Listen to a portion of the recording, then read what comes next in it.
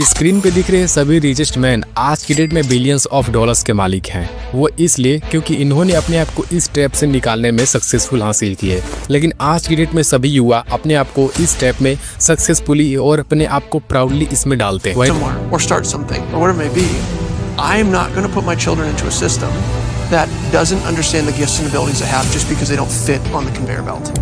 Ironically, mostly all teachers, because they know how screwed up the system is. वहीं दूसरी तरफ आप हो जो दिन रात बुक्स मेमोराइज कर रहे हो, 80% के अटेंडेंस को मेंटेन करने में लगे हुए हो और हर रूल्स को फॉलो कर रहे हो। और क्योंकि आपको लगता है कि आप अगर इतनी पढ़ाई कर लोगे तो आपको डिग्री मिल जाएगी, जिसके बाद आपकी नौकरी लग जाएगी, आपकी लाइफ सेट हो जाएगी। आप एक गाड़ी ले लोगे, एक बड़ा सा घर ले लोगे, आप शादी कर लोगे, अपनी फैमिली कंडीशन आप बहुत ही अच्छी से बना लोगे। लेकिन रियलिटी क्या है, आइए इस वीडियो में समझते हैं दोस्तों। तैयारी शुरू करी आप कितने साल के थे? सर उस समय हम 18 साल के थे। और अभी हम 30 साल के हो गए। 30 साल। पिछले 12 सालों में आपने अपनी जिंदगी में क्या किया? जिंदगी में सर पढ़ते गया, डिग्री लेते गया, सीटेट क्वालिफाइड है, नेट क्वालिफाइड है। जिस एजुकेशन सिस्टम पर आप आंख बंद करके बचपन से भरोसा करते आए हो, उस एजुकेशन सिस्टम के बारे में आज आपको रियलिटी पता चलने वाली है। दुख है सर, क्या बोलूं, मैं अपने दुख और पीड़ा को किसी पास सामना नहीं कर सकता हूं सर। बहुत संघर्ष से पढ़ा, ट्यूशन पढ़ा के मैं 2012 से ट्यूशन पढ़ा के अभी तक मैं पढ़ाई किया हूं और मैं कुछ भी हासिल नहीं कर पाया। इस एजुकेशन सिस्टम को इसलिए बनाया गया है ताकि एज अ लेबर आपको काम पे लगाया जाए। आपको लग रहा होगा एज अ क्या बकवास कर रहा है, तो मैं आपको कहता हूँ कि आप इस वीडियो को पूरा देख लीजिए। एज अ आपको एजुकेशन ट्रैप के बारे में पूरी डिटेल आपको पता चलने वाली है आज की इस वीडियो में। भाई अंबानी, विराट कोहली, आमिर खान, नरेंद्र मोदी, ये सब हमारे इस करंट एजुकेशन सिस्टम के ट्रैप में नहीं फंसे।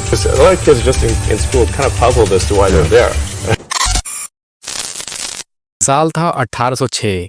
नेपोलियन वर्सेस प्रसिया, इन दोनों के बीच में प्रसिया की सेना सबसे ज्यादा मजबूत होने के कारण भी प्रसिया इस युद्ध में हार जाती है। ये कैसे हो गया? इन प्रसिया के सभी लीडर्स को समझ में नहीं आता है कि ऐसा कैसे हो सकता है। बहुत ज्यादा सोचने के बाद इनको पता चला कि आखिर ऐसा हुआ क्यों। वहीं से इनके दिमाग में आइडिया आता है कि दोबारा ऐसा कभी नहीं होना चाहिए।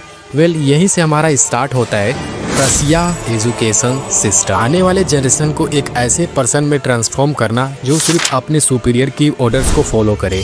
यानी उनके दिमाग को इस तरीके से ट्रेन किया जाता था कि वो सिर्फ अपने सुपीरियर के ऑर्डर को फॉलो करते थे और ना कि कोई अलग से दिमाग लगाते थे, क्योंकि उनको इस तरीके से और इतना ही पढ़ाया जाता था ताकि वो अपने दिमाग को ज़्यादा यूज़ ना कर सके और दिमाग को अपने ज़्यादा ना लगा सके। इसी प्रकार उनको ट्रेन किया जाता था। एक्जैक्टली जो वैसा चाह रहे थे वैसा ये जो रिजल्ट उनको दे रहा था। इसी प्रकार एक ऐसे इन्वेंशन हो चुका था जिसको बोलते थे प्रसिया एजुकेशन सिस्टम। इसी प्रकार सभी कंट्रीज ने अपने अलग अलग एजुकेशन सिस्टम को अपने आधार से डेवलप कर लिया है और अपने आधार से उसको मॉडिफाई करके अपने अपने देश में इसको चलाया जाता है। उसके आगे मुझे बताने की जरूरत नहीं है कि हमारे इंडिया के एजुकेशन सिस्टम का क्या हाल है। जब हम बात इंडिया के एजुकेशन सिस्टम की करते हैं, जब हम बात स्कूल और कॉलेज में पढ़ाए जाने वाले तरीकों की, एग्जाम में सिस्टम के सिलेबस की, असलियत में यह प्रॉब्लम सिस्टम से भी बड़ी है। यह प्रॉब्लम इकोसिस्टम की है, ये पूरी इन्वायरमेंट की है। मास मीडिया यहाँ पर दोस्तों एक बड़ा असर पड़ता है। यहाँ पे सोशल मीडिया जैसे यूट्यूब, इंस्टाग्राम की बात करी जाए तो यहाँ पर आपको वो दिखाया जाता है जो आप पहले से देख रहे होते हो।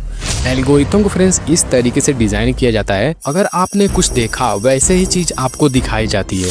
यानी कि एज ए कैरियर जैसी कोई भी वीडियोस आपको खुद से यहाँ पे नहीं दिखेगी जब तक आप खुद से यहाँ पे कुछ सर्च करके नहीं देखोगे इन चीज़ों के बारे में। और यही मास मीडिया की कंडीशनिंग है जो आप पर इम्पोज करी जाती है। बेसिकली आपको यहाँ पे पता ना होना कि आप यहाँ पे इस सोशल मीडिया से क्या क्या कर सकते हैं। अब हम दूसरे पॉइंट्स के बारे में बात करेंगे जो कि पेरेंट्स। फ्रेंड्स, पेरेंट्स हमारे बचपन में इस सोसाइटी से सुना होता है कि किस तरीके से आप IIT में जा करके अपने बच्चों को एक अच्छा भविष्य दे सकते हैं। आप अपने बच्चों को डॉक्टर बनाइए, आप अपने बच्चों को इंजीनियर बनाइए, या फिर व्हाट्सअप ग्रुप में या फिर हर जगह हम बचपन से ही देखते आ रहे हैं और हमारे पेरेंट्स भी यही देखते आ रहे हैं कि पहले से ज़माने से ही कि यही चीज़ अभी तक चलती आ रही है। हर कोई एक के एक पीछे भाग रहा है, कोई यूनिक करने की कोशिश नहीं कर रहा है। किसी महापुरुष ने कहा है कि कामयाब होने के लिए नहीं, काबिल होने के लिए पढ़ो। सक्सेस के पीछे मत भागो, एक्सेलेंस का पीछा करो। सक्सेस झक मार के तुम्हारे पीछे आएगी। यही सब बातें सोसाइटी का या फिर पहले ज़माने की बातें को सुन करके पेरेंट्स कहते हैं जो मैं कह रहा हूँ वही सुनना पड़ेगा। और यही सत्य है। और आपने अगर रिप्लाई दिया, कुछ कहा, तो आपकी पिटाई तो पक्की। और पेरेंट्स भी यही बात बोलते हैं कि हमारे ज़माने में भी ऐसा ही होता था, और यह भूल जाते हैं कि समय के साथ अपडेट भी रहना चाहिए। मैं बेसिकली फ्रेंड्स आपको समझाना के चाहता हूँ कि आप यहाँ पर एक ऐसी रेस दौड़ रहे हैं जहाँ पर आपसे पहले से ही आगे जाने के लिए बहुत सारे लोग खड़े हैं, और आप ऐसे ही समझ लीजिए कि ऐसी रेस दौड़ रहे हैं जहां आपको 300-400 लोगों को हराकर सभी से फर्स्ट आना होगा, तभी आप इस रेस को जीतोगे। तो बताओ दोस्तों, आप ऐसी रेस को क्यों दौड़ना चाहते हो? आप एक ऐसी रेस दौड़ो ना जहां पे सिर्फ 4 या 5 हो, या फिर एटलीस्ट 300-400 लोग तो ना हो। लेकिन यहाँ पे प्रॉब्लम क्या आती है दोस्तों, कि अगर इन सब बातों को जाकर के अपने लड़का जो है बच्चा अपने पेरेंट्स को कहता है, और पेरेंट्स को एक्सपोजर नहीं है, नॉलेज नहीं है कैरियर ऑप्शन के बारे में, तो वह कहेंगे तुम वही करोगे जो हम कहें। ऐसे स्थिति में फ्रेंड्स आप उनसे कह सकते हो कि पापा नौकरी तो मुझे करनी है, तो काम तो मेरी पसंद का होना चाहिए ना, तो आप क्यों फैसला ले रहे हो? लेकिन यह सुनने में काफ़ी अच्छा लग रहा है ना, लेकिन ऐसे बातों को हमारे समाज में बदतमीजी कहा जाता है। पप्पा जी बोल, पप्पा जी। जी पापा। आगे नहीं पीछू।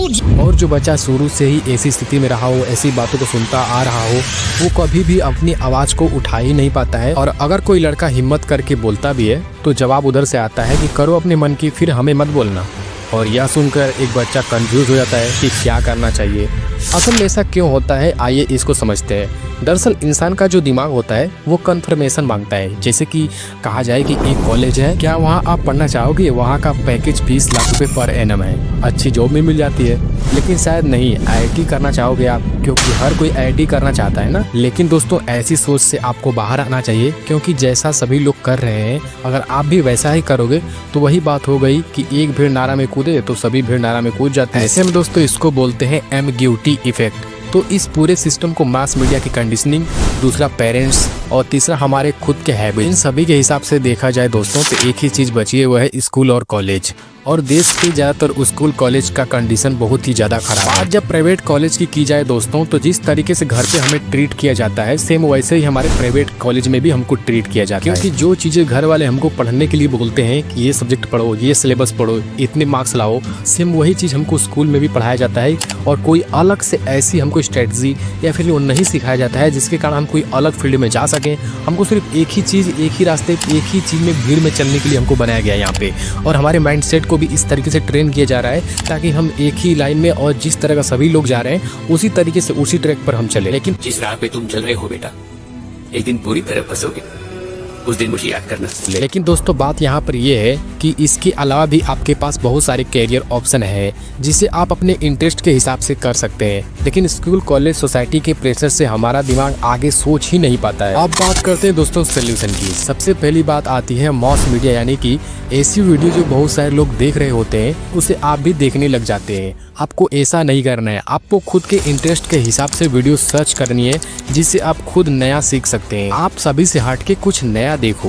दूसरा पॉइंट आता है फ्रेंड्स हमारे पेरेंट्स के बारे में। पेरेंट्स को भी समझने वाली बात है कि आप पुराने जमाने वाला जो माइंडसेट है उसको अपडेट कीजिए। अब इस तरीके से नहीं चलने वाला है। आज बहुत ज़्यादा दुनिया अपडेट हो चुकी है, उसके साथ आपको अपडेट रहना पड़ेगा। और आपका बच्चा किस में इंटरेस्टेड है, वो किस फील्ड में जाना चाहता है, उसका स्किल क्या है, वो क्या सीखना चाहता है, उसके इंटरेस्ट के हिसाब से ही उसको काम करना चाहिए। अब जो उसको पसंद नहीं है वो चीज़ आप उससे करवाओगे तो वो कैसे करेगा, तो इस बात का भी आपको विशेष ध्यान रखना चाहिए। लास्ट पॉइंट में आप सबसे ज़रूरी बात दोस्तों, सबसे पहले तुम्हें ये पूछना होगा कि तुम क्या चाहते हो, तुम्हारा पैशन क्या है, तुम किस चीज़ में बेस्ट हो। अपनी जर्नी का डिसीजन खुद लो, सोसाइटी के वैलिडेशन में मत लो। अपने अंदर झांको, तुम क्या करना चाहते हो। अब दोस्तों आपको खुद चूज़ करना होगा कि आप किस फील्ड में जाना चाहते हो, कहाँ पर आप अपना करियर बनाना चाहते हो, क्योंकि असली सक्सेस वही है जो तुम्हारी हो, सोसाइटी की नहीं। हेलो स्टूडेंट्स, मैं हूँ मोनू। अगर तुम इस वीडियो से रिलेट कर पाए हो तो इस वीडियो को सभी के साथ, अपने फ्रेंड के साथ शेयर ज़रूर करो, और इस वीडियो को लाइक करो, साथ ही चैनल को सब्सक्राइब भी कर सकते हो। और सबसे ज़रूरी बात कि अपने लाइफ का डिसीजन तुम खुद लो। दोस्तों ये वीडियो यहीं तक थी, मिलते हैं बहुत जल्द किसी नेक्स्ट वीडियो में। अगर आपने सब्सक्राइब कर रखा है सब्सक्राइब कर लीजिए, वरना मैं कहीं ना कहीं खो जाऊँगा। मिलते हैं अगली वीडियो में।